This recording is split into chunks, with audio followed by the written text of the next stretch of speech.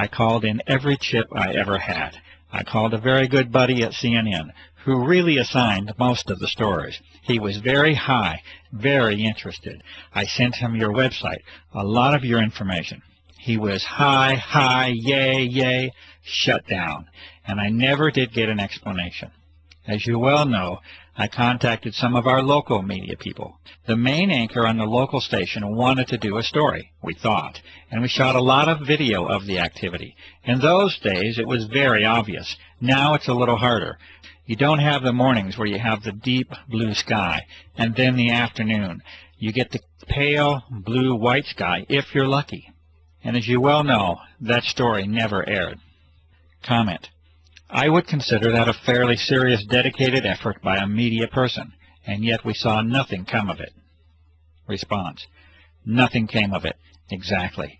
As you well know, the USA Today, which is an international publication, did a story on it, but it was obviously with an agenda, basically poking fun at those goofy people who saw those things.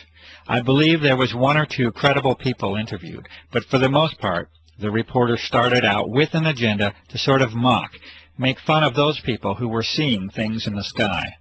And if I had a dime for everybody else that they called, wrote, or begged, I could at least buy an ice cream cone. To no avail, just hitting a wall. Comment. And this was with all your connections. Response. This is with years of connections. It's unprecedented in my life. And I cannot name another story. People point to Watergate as this big watershed cover-up. I find that laughable. This, in my opinion, is the biggest story, and I approached many of my colleagues this way. This is the biggest story in recorded human history. You have an entire planet now covered with whatever, by whoever, and nobody's even acknowledging it. What the heck is going on, and how come we don't know?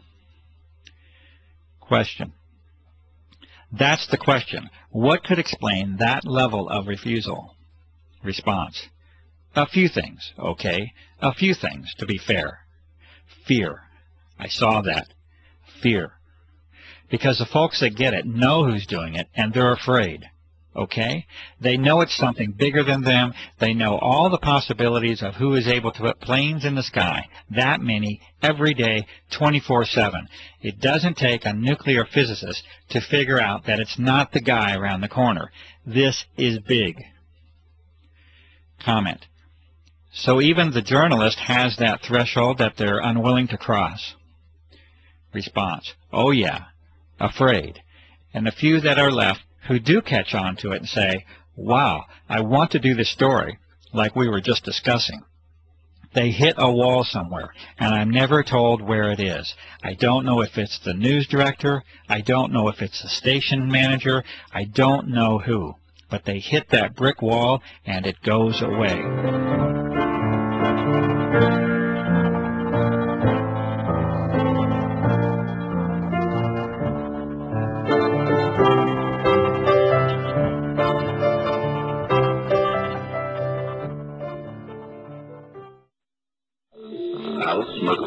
Mysteries of the mind. It is the world that has been pulled over your eyes. As you know, I've been a pilot for over 40 years. I've been flying. I stopped counting my hours at 3,500 hours, which is a fair amount. I've owned 7 airplanes in my life. I have ratings all the way up to twin IFR. I am not jet rated, but you know, everything else but. Today, Clifford, when all of a sudden you see these trails in the sky in the morning when you wake up, and by late morning, early afternoon, the sky is totally overcast. It is not natural. The government and other people say, oh, well, that's a contrail, condensation, contrail that all planes do at a certain altitude. And I said, you don't know what you're talking about. Yes, there are contrails. Go back to World War II, we had contrails, but they didn't last. This was, you know, in those days it was condensation of moisture, and then it dissipates after I don't know, maybe depending on the altitude, maybe a minute. Maybe a little over a minute, but around a minute, and it's gone. These things last all day long, unless there's a strong wind and it blows out of the way. Now it's gotten so bad, and I talk to people, as you know, all over the world, and it's happening in almost every country that I'm aware of in the world. We have listeners in at least 50 countries that we know of, and people are always reporting back. If we get into a discussion or times that you have been on the show before, people come back and just report incredible experiences. They have a lot of respiratory problems. They never had that before. People are having a lot of sinus problems. They've never had that before. They have been inundated with some of these sprays. You also asked about, how do people feel about it?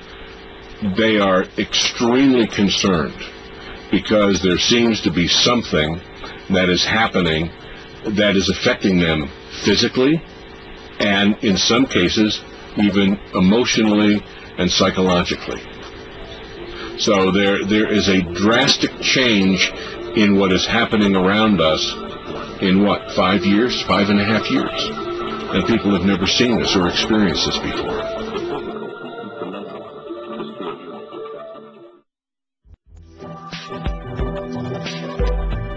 Clifford, it's so good to be on tape in person with you on this subject. I know before we couldn't show my face, we couldn't hear my voice because I was under contractual agreement. I'm no longer under that contractual agreement. So I can be here in person, and that feels good. And I thank you so much for translating my prior discussion with you on the media and all of that. But today what I'd really like to talk about is the medicine end, which is my passion and my whole reason for being involved in this, is to try to help people stay as well as they can stay given the givens. I also want to say something that's very important to my heart, is that I am deeply patriotic. That's all I really want to say. Never thought I'd live to be seeing these times. As you know, recently information was brought to us that's critical in terms of health. So I want to deal with that first, and then we can go back and talk about the other contents of this aerosol spray and the impact to the body, and perhaps some mitigating medicines. We have found out through a very credentialed research doctor that perhaps what we're seeing occasionally show up in our air supply is a fungus. The reason this is so critical is apparently this fungus dramatically compromises the immune system by consuming those nutrients the immune system uses to repair and rebuild. And like every system in our body, the immune system has to keep rebuilding itself. It will wear out, it will wear down, and it has to keep regenerating.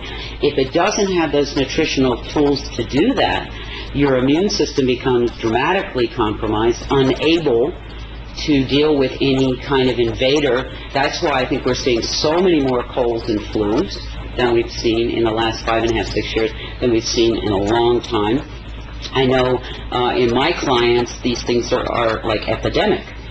Sinus infections, colds and flus. That's on the lighter side. On the heavier side, we're seeing a lot more cancers and some very devastating disease, implying an extremely compromised immune system. Part of that has to be this fungal kind of invasion because, as I said, this fungus eats the nutrients that the immune system uses to rebuild itself.